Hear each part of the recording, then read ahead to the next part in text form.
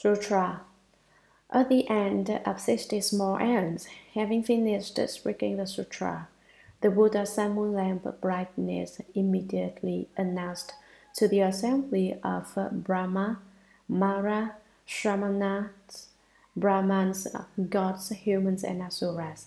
Today at midnight, the thirst come one will enter Nirvana without residue. Commentary. The Buddha's sun moon lamp brightness spoke the Dharma Flower Sutra for a full 60 small aeons. In all that time, not a single person in the assembly grew tired in body or in mind.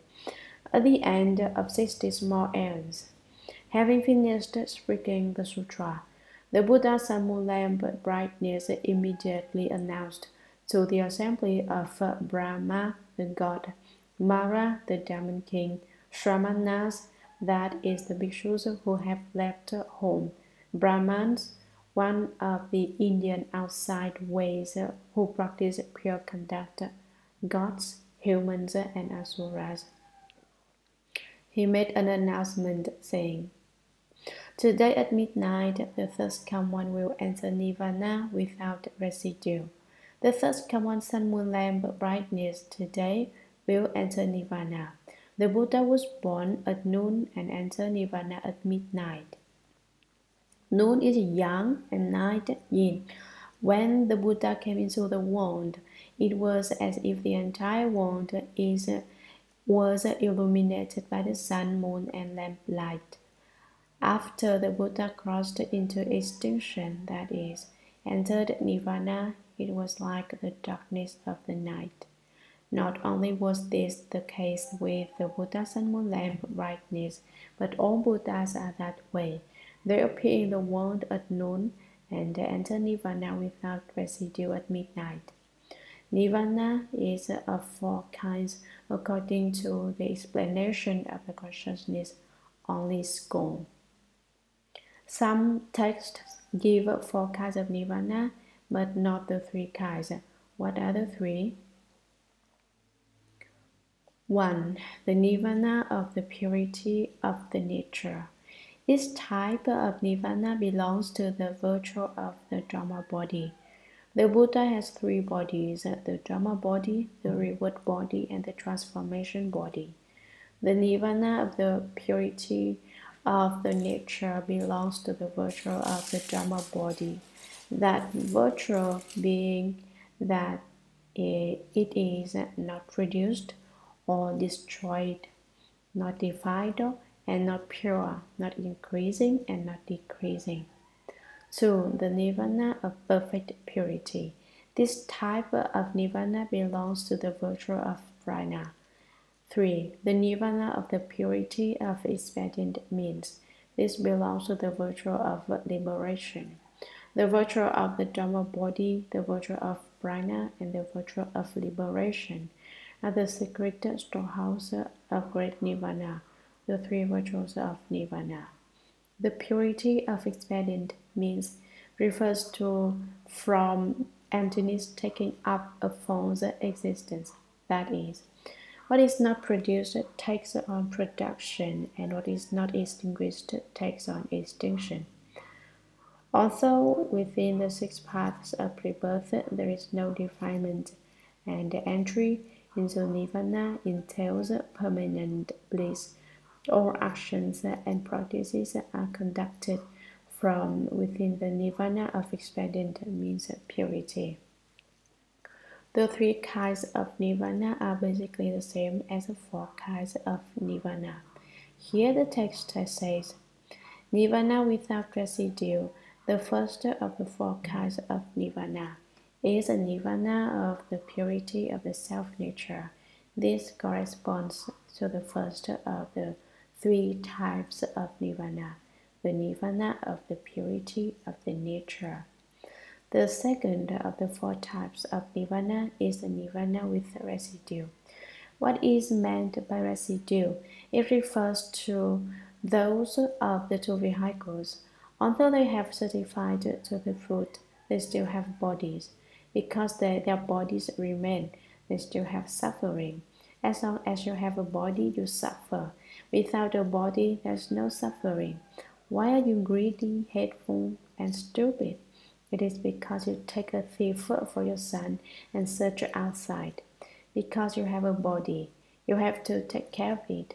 Consequently, you are greedy, hateful, and stupid. If you have a body, you suffer. If you have a body, you undergo pain. This is called nirvana with residue. When you have emptied the body and dharmas, there is no attachment to self or to dharmas, and this is called the nirvana without residue. The third of the four kinds. Here, suffering has been ended. Cultivation of Brahman conduct has been established. What was to be done has been done, and one undergoes no further becoming. One need not return to be reborn in the three realms. The fourth of the nirvana of no dwelling place, which corresponds to the third of the three kinds of nirvana discussed above, that of the purity of expedient means.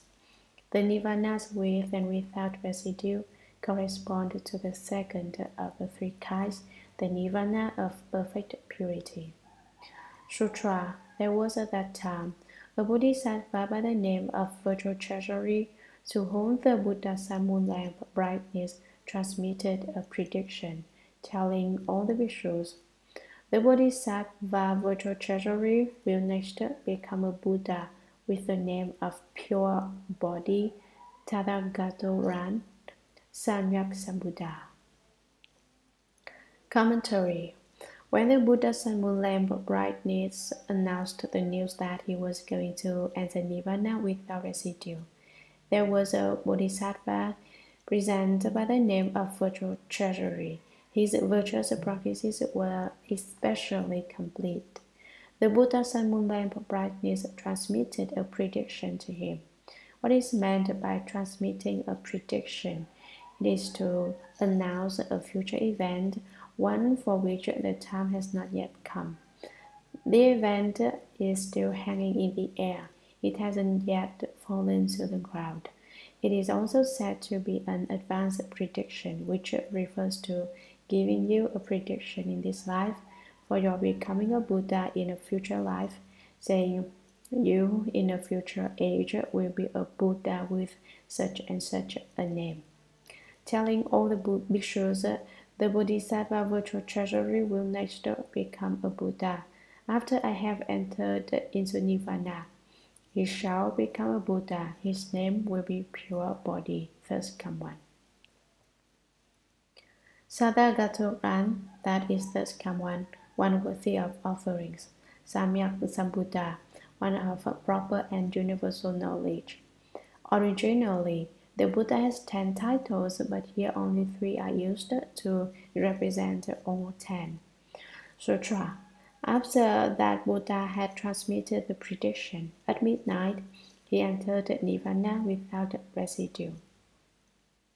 Commentary.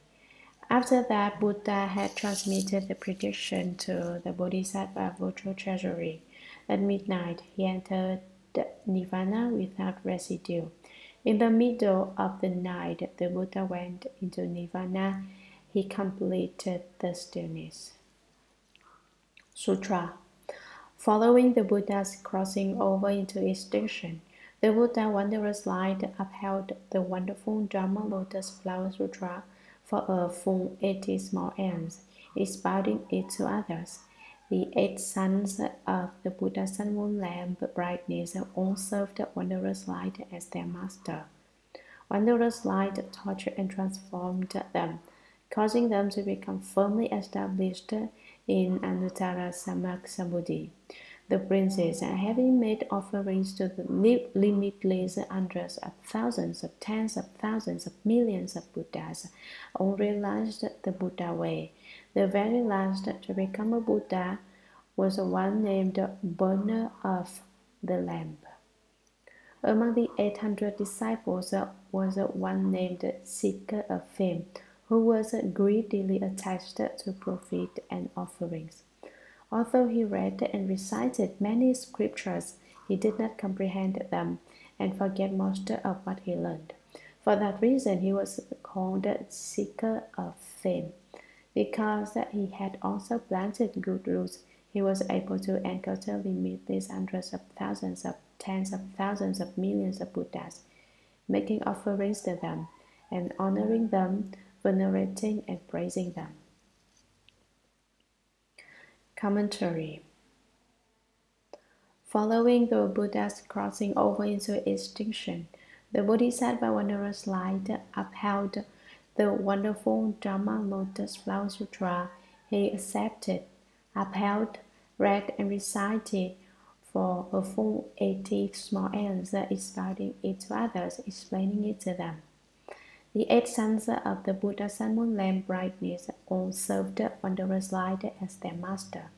They bowed to him as their teacher. Wanderer's light taught and transformed them, their 8 sons, causing them to become firmly established in Anuttara Samyak Sambuddhi. He caused them to bring forth hearts which were solid and irreversible with respect to the utmost proper and equal right enlightenment that is the Buddha fruit. They only wished to go forward and had no thought of retreating. They were ever vigorous and never rested. The 8 royal sons bowed to the Bodhisattva Wanderer's light as their teacher, and he carried out his responsibilities quite dutifully. He spoke to them all day, saying things like, "Don't be lazy, don't sneak off to rest or take naps, and don't go around stealing food." That's how he kept track of them. Even though they were royal principles, they still have to cultivate truly. When Shakyamuni Buddha left the home life to cultivate, he was by no means lazy. He meditated in the Himalayas every day. Those who have left home must cultivate the way if they are to receive the offerings from the 10 directions. If you don't cultivate the way, it can be very dangerous. Don't think that leaving home is all that easy. The princes, the 8 sons of the Buddha Sun Moon Lamp Brightness, after leaving home, made offerings to limitless hundreds of thousands of tens of thousands of millions of Buddhas. Having cultivated both blessings and wisdom to perfection, they all realized the Buddha way. What is meant by cultivating blessings and wisdom? Making offerings to limitless hundreds of thousands of tens of thousands of millions of Buddhas was the cultivation of blessings. Reciting and maintaining hundreds of thousands of tens of thousands of millions of sutras, which the Buddha had spoken, was the cultivation of wisdom. Through accepting, maintaining, reading and reciting, making offerings and paying honor, they perfected their blessings and wisdom and later became Buddhas. The very last to become a Buddha was one named Burner of the Lamp. Among 800 disciples was one named Seeker of Fame. The Bodhisattva Wanderer's light had 800 disciples. One of them was called Seeker of Fame. Now the Bodhisattva Wanderer's light was the Bodhisattva Manjushri. He was the master of the 8 princes and taught them all to become Buddhas. The last of the 8 princes was called Burner of Lamp. He was Shakyamuni Buddha's teacher and transmitted the prediction of Buddhahood to Shakyamuni Buddha. This means that the Bodhisattva Manjushri was Shakyamuni Buddha's grand teacher, his teacher's teacher. Manjushri now acts as Shakyamuni Buddha's disciple. The grand teacher is now the disciple. What is the principle involved here? In the Buddha Dharma, the Dharma is level and equal with nothing above or below. Everything in the world is without exception, just like a play. People all watch the play and then when it's over, they go home. Manjushri Bodhisattva acted in the Saha world as the disciple of Shakyamuni Buddha, and Shakyamuni Buddha's teacher was Manjushri Bodhisattva's disciple. So take a look. The Dharma is level and equal with nothing above or below. And when Shakyamuni Buddha became a Buddha, Manjushri Bodhisattva had not yet done so, and so now he is Shakyamuni Buddha's disciple. Among the 800 disciples was one named Seeker of Fame. He just loved to seek fame and profit. What was he like? He never cultivated, he just laughed and joked all day. He ran around outside climbing on conditions at the homes of the wealthy people and influential officials. He schemed for his own advantage and he didn't cultivate. He didn't recite sutras. Well, he recited them, but his heart wasn't in it. He recited them over and over, but couldn't remember them. Why not? Because his heart was heavy laden with schemes for climbing on conscience. If you can't remember your sutra recitations, you should take a clue from Maitreya Bodhisattva for a warning. He couldn't remember the sutras because he was too involved with climbing on conditions and seeking fame. Why can't you remember your sutra recitations? It's because in your heart you also seek fame and climb on conditions. You seek fame and profit. If you put down those two words, fame and profit, then you'd be able to recite any book at all after reading it only once. You wouldn't have to put forth any special concentration to memorize it. Why? Because you'd have no other thoughts. Without thoughts of greed, hatred, or stupidity, or climbing on conditions, your intelligence or wisdom would come forth. Who was greedily attached to profit and offerings? See, even Maitreya Bodhisattva had that flaw. He was greedy for profit, craved offerings, climbed on conditions, and got stuck on profit and offerings.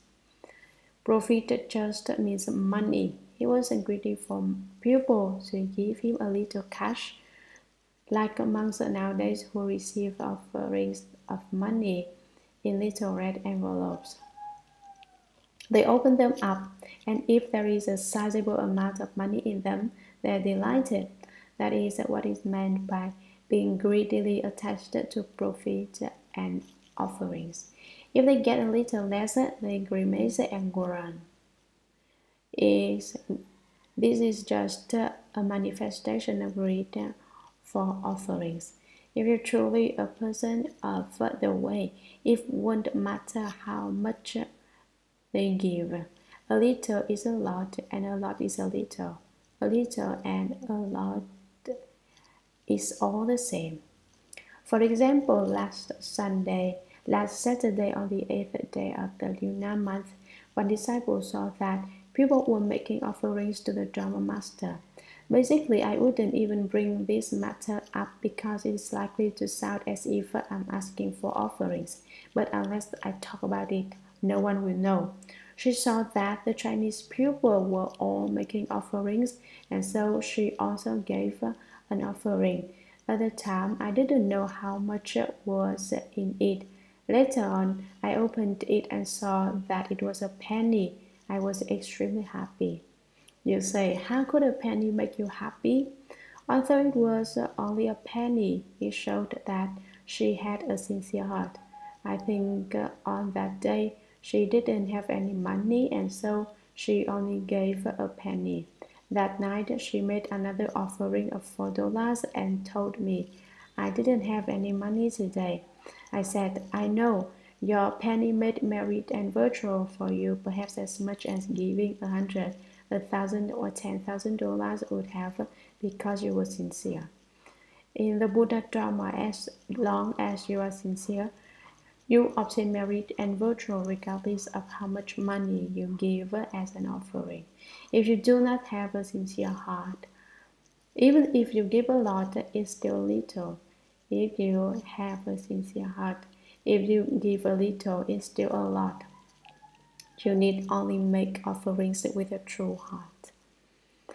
Although he read and recited many scriptures, at that time the Bodhisattva seeker fame, Maitreya, one of the 800 disciples, read and recited sutras. Like now in the morning, the three who have left home, along with several lay people, recited the Surangama mantra, the Vajra Sutra and the Heart Sutra. It would be good to recite the Great Compassion mantra 21 times to seek a response, and whatever you seek you may obtain. If you recite the Great Compassion mantra, the lecture hall will be filled with rare fragrances, as that state arises when one recites it. If you recite sutras sincerely, a rare fragrance may also manifest. How does that happen?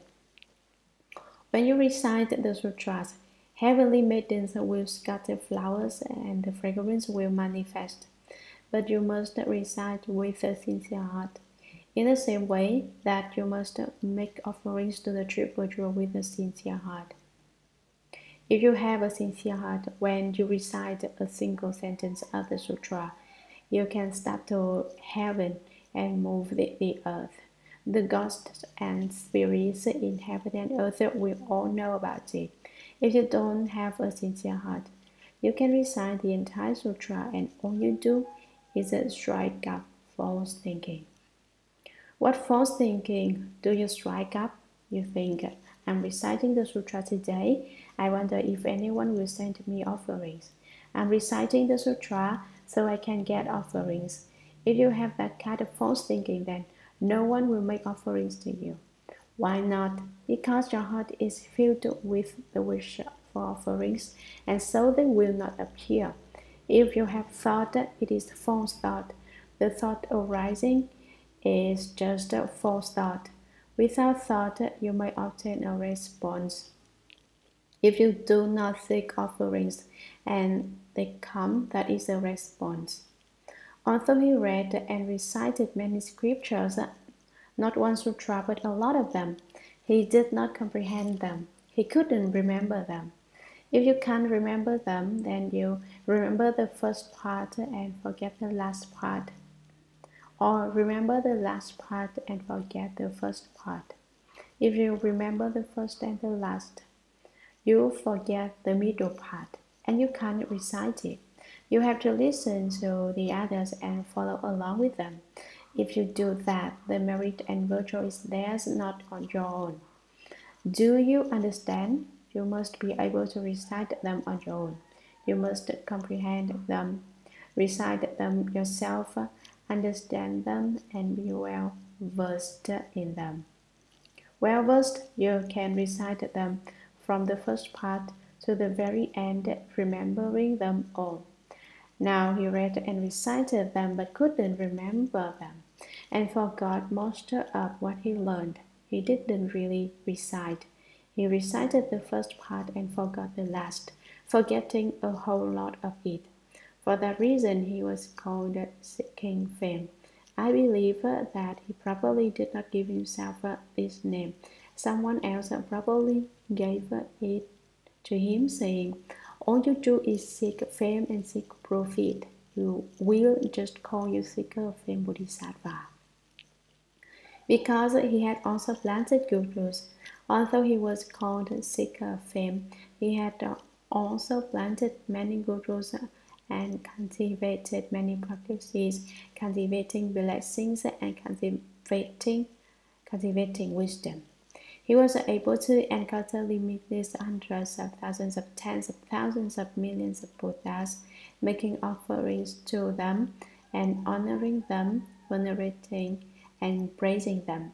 He made offerings to limitless Buddhas, honored them, venerated and praised them.